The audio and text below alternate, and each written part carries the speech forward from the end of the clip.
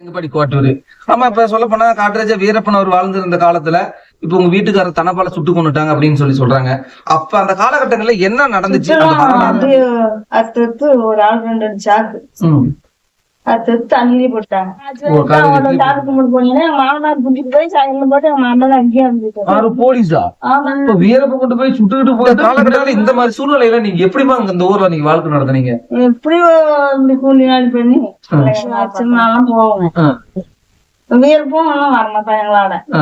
அப்படி சின்ன பையன் வந்து அவன் வருத்தம் போவான். உண்மையாலும் முழுமையா பாதிச்ச இவங்க மாதிரி உள்ளவங்களுக்கு எல்லாம் யாருக்குமே போய் அந்த பணம் சேரல. சொல்ல போனா உரிமையோடு உண்மையோடும் இவங்க மாதிரி உள்ளவங்களுக்கும் நேரடியாக நாம இப்ப ஒரு அற்புதமான ஒரு கிராமத்துல தான் நம்ம இருக்குங்க. இது சொல்ல போனா கர்நாடக மாநிலம் சாம்ராஜ்யநகர் மாவட்டம் ஹன்னூர் வட்டம் செங்கப்பாடி கிராமம் அப்படின்னு சொல்லலாம். இந்த செங்கப்பாடி கிராமம் அப்படின்னு சொன்னா காட்டுராஜா வீரப்பன் அவர்கள் வாழ்ந்த ஊர் அப்படிங்கிறது எல்லாருக்குமே தெரியும். அவரை மட்டும்தான் உங்களுக்கு குறிப்பா தெரியும். அதுக்கு பக்கத்துல இருக்கக்கூடிய கிராமம் தான் வந்து இது சொல்ல போனா கோட்டியூர் அப்படிங்கிற கிராமம். இதை வந்து பாத்தீங்கன்னா எல்லாமே சொல்லுவாங்க, வீரப்பனாருடைய பங்காளிகள் தான் சுட்டு கொண்டுட்டாங்க அப்படின்னு சொல்றாங்க. சொல்ல போனா காட்டுராஜா வீரப்பனாருடைய வம்சத்துக்கும் இந்த நம்முடைய கொத்துக்காரன் அப்படின்னு சொல்ற வம்சத்துக்கும் எந்த சம்மந்தமும் கிடையாது. காரணம் என்னன்னு கேட்டா, வீரப்பனாருடைய அவங்க சம்மந்தப்பட்டது வந்து பாத்தீங்கன்னா ஊத்தங்கர வல்ல முனீஸ்வரன் தான் அவங்களுடைய குலதெய்வம். அவங்களுக்கு அதுதான் அந்த கோவில். அதுக்கு சார்ந்தவங்க தான் வீரப்பனாருடைய குடும்பம். அவங்க இவங்க கொத்துக்காரம் அப்படின்னு சொல்றது வந்து பாத்தீங்கன்னா இவங்க வந்து பாத்தீங்கன்னா ஐனாரப்பன் அப்படின்னு சொல்லக்கூடிய இந்த ஐனாரப்பன் கோயிலுடைய வம்சத்த வழியில வந்தவங்க தான் இவங்க. ஆனா இவங்க எல்லாமே ஒரே அண்ணன் தம்பி வழி ஒரே இனத்தை சார்ந்தவங்க அப்படிங்கறதுனால இவங்களை பங்காளிங்க அப்படின்னு சொல்றாங்க. இவங்க ஒரு காலகட்டங்கள்ல வந்து மிகவும் அற்புதமான முறையில ரொம்ப நெருக்கமான நண்பர்களாகவும் ரொம்ப நெருக்கமான முறையில தான் வாழ்ந்துட்டு இருந்திருக்காங்க. இது ஒரு குறிப்பிட்ட காலத்துல வந்து ஏதோ ஒரு சில காரணத்தினால வந்து இவங்க வந்து பகைவர்களா மாறுறாங்க. அப்ப சொல்ல போனா முதல்ல வந்து முதல் மாதியன் தங்கவேல் அப்படின்னு சொல்லக்கூடிய அவங்க 2 பேரை சுட்டுறாங்க. 2வது தேங்காய் கூம் அப்படிங்கிற இடத்துல கொண்டு போயிட்டு தங்கவேல் ஐநந்தி மாதிரி தனப்பால் அது மாதிரி சார்ந்தவங்களா ஒரு 5-6 பேர்த்த அவங்க சுட்டு கொண்டாடுறாங்க. அதுல நம்ம குறிப்பா தனப்பால் அப்படின்னு சொல்லக்கூடிய அவருடைய மனைவி நம்மளுடைய அம்மா அவங்களதான் நம்ம பார்க்க வந்திருக்கிறோங்க. இவங்க இன்னைக்கு நிலையில வந்து எப்படி வாழ்ந்துட்டு இருக்காங்க, இவங்க வாழ்க்கைக்கு என்ன பண்றாங்க, அவங்க இறந்த பின்னால எப்படிலாம் இவங்க சாப்பாட்டுக்கு எல்லாம் என்ன வழி அப்படிங்கறத வந்து ஒரு லைவா எடுத்து போறேன். இது அவங்க கிட்ட இருந்து நிறைய தகவல் நம்ம தெரிஞ்சுக்கலாம். அம்மா வணக்கங்கம்மா. அம்மா உங்க பேர் என்னங்கம்மா? என் பேர் பாப்பாத்தி. பாப்பாத்தி. நீங்க என்ன ஊருங்கம்மா? நானும் கோட்டூர். செங்கப்பாடி கோட்டூர். ஆமா, இப்ப சொல்ல போனா காட்டுராஜா வீரப்பன் அவர் வாழ்ந்திருந்த காலத்துல இப்ப உங்க வீட்டுக்காரர் தனப்பால சுட்டு கொண்டுட்டாங்க அப்படின்னு சொல்றாங்க. அப்ப அந்த காலகட்டங்கள்ல என்ன நடந்துச்சு, அந்த வரலாறு அப்படி கொஞ்சம் சொல்லுங்களேம்மா. எல்லாம் ஒத்துமையா தான் இருந்தாங்க.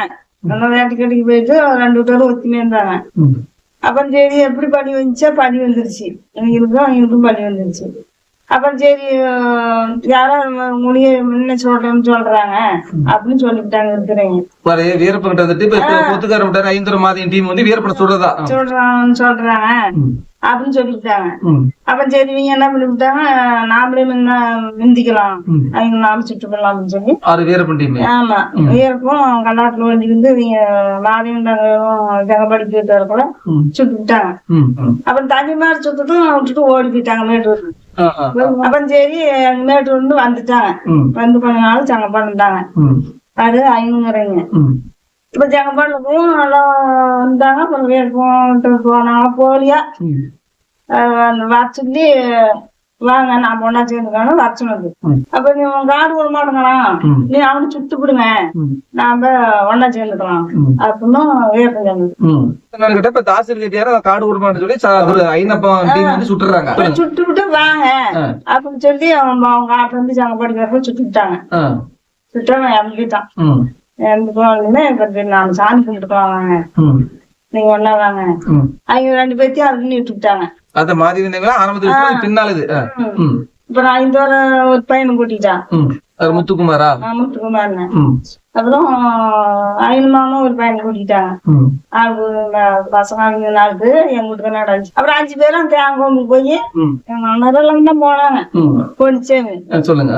அப்புறம் எல்லாம் போனவங்க எல்லாமே நின்றுக்கிட்டு நிறைய பேரும் போய்க்கிறாங்க. பொது மனுஷன் சாமி கும்பிடத்துக்கு எல்லாம் போய்க்கிறாங்க.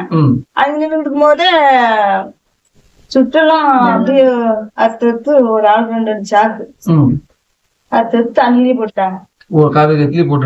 சொல்ல போனா ஏமாத்தி கூட்டி போய் எதனால அப்படி சொல்லுவாங்க, அதுக்கான காரணம் என்னமா? அது என்ன காரணமோ அதுக்கு முன்னாடி நமக்கு தெரியாதுங்க. என்னன்னு தெரியல. சூச்சகமா அந்த தம்பியார் தான் இருந்தாங்க. அப்புறம் இவங்க எப்படி படி வந்துச்சா நல்லா இருந்தாங்க. ஊர்ல இருக்கிறவங்க போய் தவறுதலா வேறுபட்ட சொல்றேன் இந்த மாதிரி சொல்லிருப்பாங்களோ? சொன்னதுதான். எப்படி சொல்றேன்னு சொல்றாங்க. இப்ப கொத்துக்காரன் ஸ்ட்ரெயிட்டா போய் வீரப்ப எப்படி இருந்தாலும் கொள்ளாத விடுறது இல்ல அப்படின்னு சொல்றாங்க. சொன்னது அப்புறம் அவன் இதத்தான் நாமளே எடுத்துக்கலாம் அப்படின்னா இப்படி சொன்னா தானே அவன் எடுத்துக்கிட்டு நம்ம கிட்ட வருவாங்க. வாங்க சொல்லி அவங்க தேங்காய் சாமி சொல்லி வாங்க ஒரு 5 பேரும் போனா பொது கொஞ்சம் போய்க்கிறாங்க. நிறைய பேர் போய்க்கிறாங்க. அவங்க எல்லாம் ஒரு பொம்மா கரை வச்சுட்டு இவங்க சுட்டுட்டாங்க. 5 பேரையும் சுட்டு அப்படி வெட்டி 50 எடுத்தாங்களா 40 எடுத்தாங்களா அடுத்து ஆட்டம் போட்டாங்க. அப்படி பொண்ணு எடுத்து போட்டாங்க. ஆமா. அப்ப நம்ம தனபால் அப்படின்னு சொல்ல ஐயாவுக்கு அப்ப அவருக்கு வயசு என்னங்கம்மா?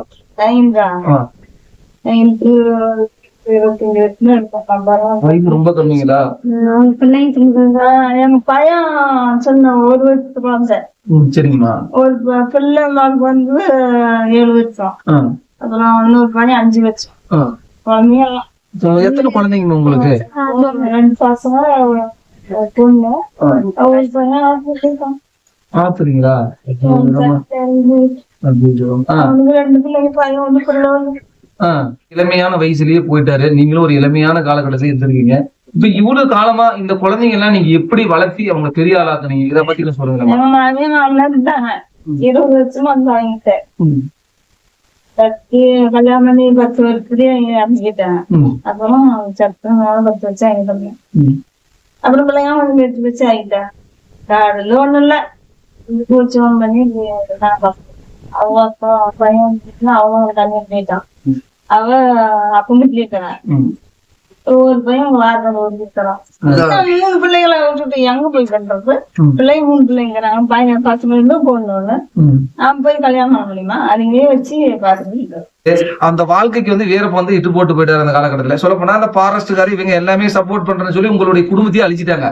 இந்த கர்நாடக அரசு உங்களுக்கு ஏதாச்சும் உங்களுக்கு வந்து பண உதவி கொடுத்து ஏதோ உங்களுக்கு உதவி பண்ணணும்டா? நீங்க ஏதோ முயற்சி பண்ணீங்களா? வீரப்பட்டாலும் உயிர் போயிடுச்சு. இப்ப நீங்க எப்படி நீங்க சாப்பிட முடியும்? எங்களையே குடிச்சுட்டே போயிட்டாங்க. எங்க மாமனார் குடிச்சிட்டு போய் எடுத்துட்டு காய்ச்சி வாங்கிட்டு அவங்களோட டாக்டர் கும்பிட்டு போனீங்கன்னா எங்க மாமனார் குடிச்சிட்டு போய் சாயங்காலம் போட்டு எங்க மாமனார் அங்கேயே இருந்துட்டு போலீஸா வீரப்ப கொண்டு போய் சுட்டுக்கிட்டு போயிட்டு பின்னாடி வந்து அப்படியே எல்லாம் ஓடி போயிருவாங்க ஆத்துக்கு. பிள்ளைங்களும் பையனெல்லாம் கொண்டு போய் காய்ச்சி வாங்கி விட்டியாடா அப்படி குடிச்சிட்டு போய் அங்கேயே 1000 போட்டு எங்க மாமனார் அங்கேயே இருந்துட்டு. அவர் வந்து சொல்லப்போனா கர்நாடகா சிறையிலேயே தான் அவர் இருந்திருக்காரு. இப்ப சொல்ல போனா ஒரு சைடு வீரப்பனாலையும் ஒரு பாதிப்பு, இந்த கர்நாடக அரசு சொல்ல போனா அதிரடிப்படையாலும் உங்களுக்கு பாதிப்பு. இந்த காலகட்டத்துல இந்த மாதிரி சூழ்நிலையில நீங்க எப்படிமா இந்த ஊர்ல நீங்க வாழ்க்கை நடத்துனீங்க? எப்படி கூலி நாள் பண்ணி அவங்க சொல்ல போனா உங்க பிள்ளைங்களுக்காகவே உங்களுடைய வாழ்க்கையை தியாகமா பண்ணிருக்கீங்க. சரிங்கம்மா. இப்ப என்னன்னு கேட்டீங்கன்னா வீரப்ப வந்து வீட்டுக்காரங்க உங்களுடைய குடும்பத்தை சார்ந்தவங்க எல்லாத்தையுமே அவங்க சுட்டு கொண்டுட்டாரு. இது உங்களை வந்து வீரப்ப வந்து மிரட்டனது உண்டா? பொம்பளைங்க யாரையுமே உங்களை பார்த்ததாச்சும் உண்டா? எப்பயாச்சும் நீங்க பாத்துருக்கீங்களா? வீரப்பன் பாத்துக்கிறேன். சின்ன பிள்ளைல பாத்துக்கலாம். பேசிருக்கீங்களா? நல்லா அப்படியா? அந்த அனுபவத்தை கொஞ்சம் சொல்லுங்களா? வீரப்பன் கூட நீங்க எந்த மாதிரி எல்லாம் பழவீங்க? எப்படி நீங்க அதிகம் சொல்லுங்களா? வருவாங்க எங்க வீட்டாண்ட. எங்க அப்பனாடு வந்து பேசுவாங்க. அப்ப மான் கட்டு விடுவான்.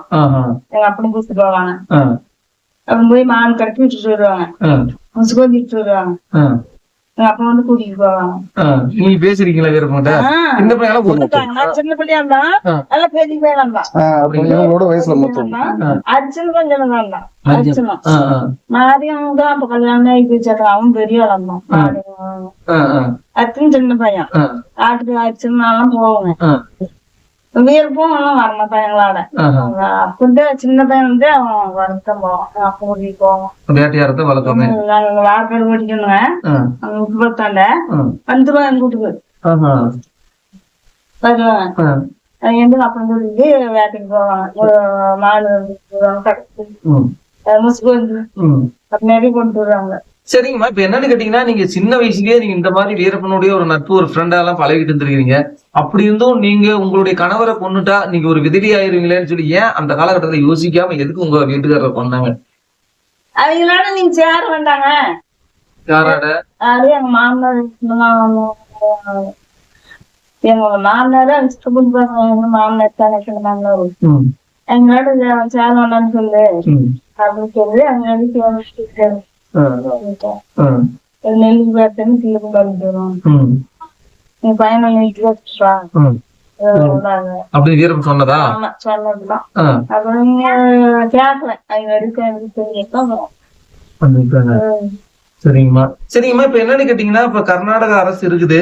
இப்ப சொல்ல போனா உங்களை வீரப்பங்கிட்டையும் ஒரு டைம் பாதிச்சிட்டீங்க. இந்த மாதிரி கர்நாடக அரசுக்கு உங்க மாமனார சொல்ல போனா ஜெயில போட்டு அவர் அங்கேயே இறந்துட்டாரு. இப்ப உங்களுக்கு வேற வழியே இல்ல, வாழ வழியே இல்லைங்கிறீங்க. இந்த குழந்தைங்களை எந்த மாதிரி வகையில எப்படி எல்லாம் நீங்க காப்பாத்துனீங்க, அதை பத்தி கொஞ்சம் சொல்லுங்களேன். குழந்தைங்க என்ன சொல்லி காப்பாத்தணும்ப்பா. எல்லாம் இவங்க எங்க சின்ன மாமனார் அவங்க மேட்டுக்கு ஓடி போயிட்டாங்க. நாங்க முன்னாடி என் பொண்ணு மாதிரி 3 பேரு. அவங்களும் ஒருத்தன் கல்யாணம் இங்கே இருந்தாப்படி அடுத்து மேய்ச்சிக்கிட்டு அப்புறம் கொஞ்ச நாள் முளோட இருக்குது. அந்த முளோட போய் எதாவது கேட்பான், சாப்பாடு கறி கேட்பான். அப்புறம் எங்க மச்சாண்ட எங்க குழந்தை கல்யாணம் ஆகும் அங்கேயும் ஓடி போயிட்டாங்க. பயந்துட்டு மேட்டுக்கு ஓடி போயிட்டாங்க. அப்ப எங்க குழந்தையாரு எங்க மாமனாரு எங்க பிள்ளைங்க நான் முடியும். உங்க வீட்டுக்கார இட்ட பின்னாடி நீங்க வீரப்பனை சந்திக்கிற வாய்ப்பு ஏதாச்சும் கிடைச்சதா? அதுவே கிடையாது. அவங்களும் இந்த மாதிரி கோட்டையூருக்கு இந்த மாதிரி வந்தது? இங்கெல்லாம் வந்தது இல்லை. அங்கெல்லாம் கோட்டையூருக்கும் வந்துட்டு நாங்க சின்ன பிள்ளைங்க பாத்துதான் அதுக்கும் பாத்து. வீரப்பனால ஒரு பக்கம் ஒரு மிகப்பெரிய ஒரு பாதிப்பு சொல்ல போனா தன்னுடைய கணவனை இழந்து குடும்பமே எல்லா குடும்பத்தையும் இழந்து நீங்க வாழ்ந்துட்டு இருக்கீங்க. அதே மாதிரி என்னன்னு கேட்டீங்கன்னா, கர்நாடக அரசு சொல்ல போனா இந்த அதிரடிப்படை அப்படின்னு சொல்லக்கூடிய இந்த அதிரடிப்படையால நீங்க வந்து சொல்ல போனா மிகப்பெரிய ஒரு சித்திரவதைக்கு தான் ஆளாயிருக்கீங்க. ஆமா, இப்ப நீங்க வாழ வழி இல்லாம சூழ்நிலை தான் வாழ்றீங்க. உங்களுக்கு சொந்தமான வீடு ஏதாவது இருக்கா? சொந்தமான வீடு நிலம் எங்க பொது நிலத்தையும் நாங்க வாங்கி எங்க பையன் தான் கட்டிட்டு இருக்கிறோம். உங்களுக்குன்னு சொல்லி எந்த ஒரு இடம்? எங்க பிள்ளை வீடு தான் இருக்கிறோம். இந்த பிள்ளை வீட்டுல தான் வந்திருக்கீங்க. உங்களுக்கு இளமை காலங்கள்ல ஏதாவது போய் சொல்ல போனா காட்டுக்கு இந்த மாதிரி கூலி வேலை போய் கஷ்டப்பட்டு சம்பாதிச்சு சாப்பிட்டேன்னு சொல்றீங்க. இப்ப உங்களுக்கு வயசு 60 வயசு தாண்டி போயிட்டு இருக்குது. இந்த மாதிரி காலகட்டத்துல நீங்க இந்த மேல எப்படி உங்களுடைய காலத்தை நீங்க தள்ள போறீங்க? எப்படி தள்ளுறது? எப்படியோ ஒண்ணு அப்படி இருக்க மட்டும் நினைச்சாதான். அப்படிங்களா? இப்ப கவர்மெண்ட் கர்நாடக அரசு கிட்ட இருந்து உங்களுக்கு எந்த ஒரு உதவியும் நீங்க எதிர்பார்க்கலையா? யார் கொடுக்குறாங்க? யாருமே எல்லாருமே 10 ரூபா கூட இல்ல. சரிம்மா, அந்த தனபால் கூட பிறந்தவங்க எத்தனை பேருங்கம்மா? 4 பேர். அவங்க பேர் என்னன்னாமா? இப்ப அந்த 4 பேரும் வீட்டுக்காரோட பிறந்தவங்க. அதே வந்து அந்த 5 அவங்களோட பிறந்தவங்க அவங்க எத்தனை பேருங்கம்மா? அவங்க பேர் என்னன்னம்மா? தங்கவேல் ஐனோ. மாதையனோட அப்பா பேர் என்னம்மா? 5 உங்க மாமனாருடைய பேர் வந்து பொன்னுசாமி. மாமனார் பெத்த கிழமை அந்த 50 அண்ணன் தம்பிங்க. இப்ப அந்த வயரால வந்ததுனாலதான் அதனாலதான் உங்களை வந்து இது பண்ணிடுறாங்க, கொண்டு போயிட்டாங்க. சித்தம்மாக்கு பெரியம்மாக்கு 2 குடும்பம் தான் எங்களுக்கு. வீரப்பன் தான் சுட்டதுங்களா உங்க வீட்டுக்காரரு? எதனால அவரு சுட்டாருங்கம்மா? எதனால எல்லாம் சேர்த்துக்கு தெரியுறாங்க, நாளைக்கு நம்மள விட மாட்டாங்க அப்படின்னு நீ போடலாம். நீங்க எல்லாம் அந்த தம்பிக்கு தானே, சித்தம்மாக்கு பெரியம்மாக்கெல்லாம் ஒரே குடும்பம். யாருமா?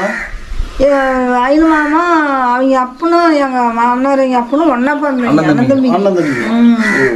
அப்புறம் அவனை 2 பேர்த்து விட்டுக்கிறாங்க இல்லையா, அதனால விட்டு நம்மள விட்டு விடுவான்.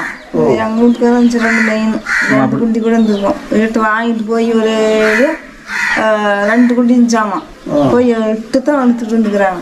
ஊனாங்குடி வச்சு இழுத்துட்டு இருந்துக்கிறாங்க. என்ன கொடிமா?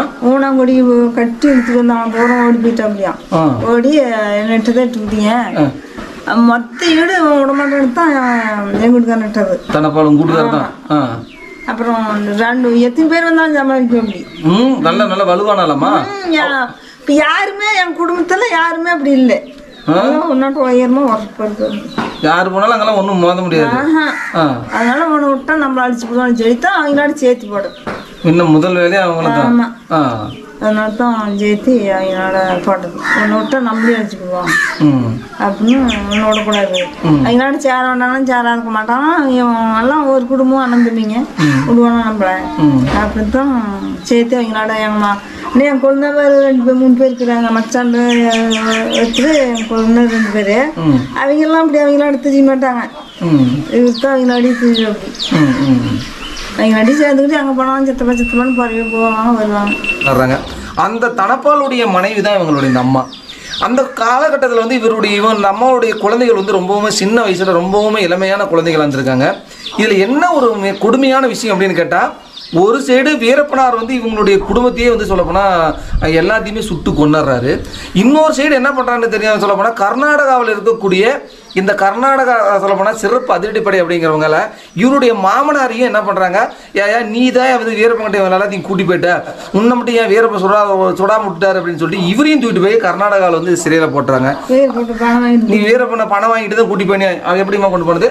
வேர் போட்டு நீ காசு வாங்கிட்டு கூட்டிட்டு விட்டியா மக்கமாரலாம்? ஓ, இப்போ சொல்ல போனா தன்னுடைய மக்கமார் எல்லாமே நீ வீரப்பன்ட்ட பணத்தை வாங்கிட்டு போய் விட்டுட்டியா அப்படின்னு சொல்லிட்டு அந்த பொன்னுசாமி அப்படிங்கிறவரையும் கொண்டு போயிட்டு கர்நாடகா சிறையில போட்டு அவர் வாழ்நாள் முழுக்கும் சிறையிலேயே இருந்து இறந்துடுறாரு.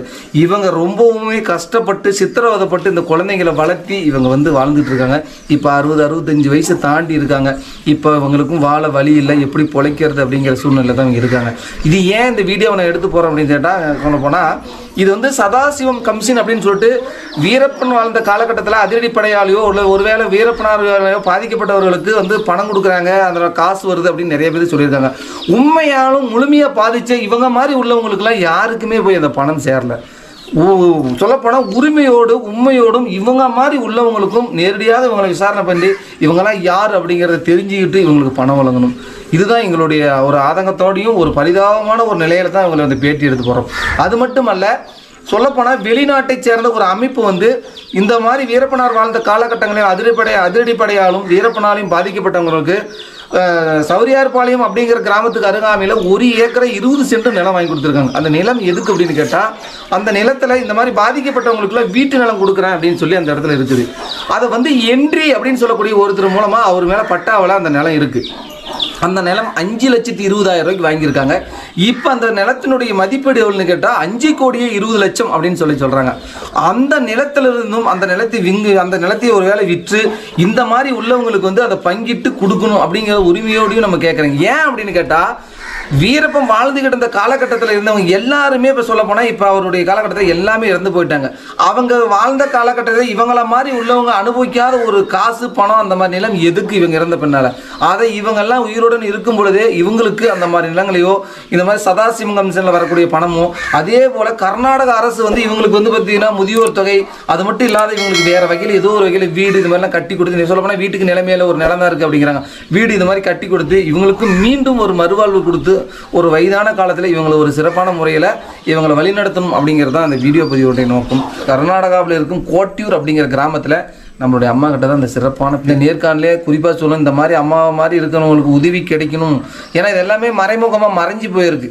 இந்த விஷயங்கள் எல்லாமே வெளியே கொண்டாடணும் அப்படிங்கிற ஒரே நோக்கத்தோடு தான் அந்த வீடியோ பதிவை எடுத்து போடுறேன். இவங்க கிட்ட நம்ம விடை பெற்றலாம், அடுத்த வீடியோவில் சொல்லிக்கலாம். அம்மா, இது வரைக்கும் சிறப்பான தகவலை சொன்னீங்க. நன்றி, நன்றி, வணக்கம், வணக்கம்.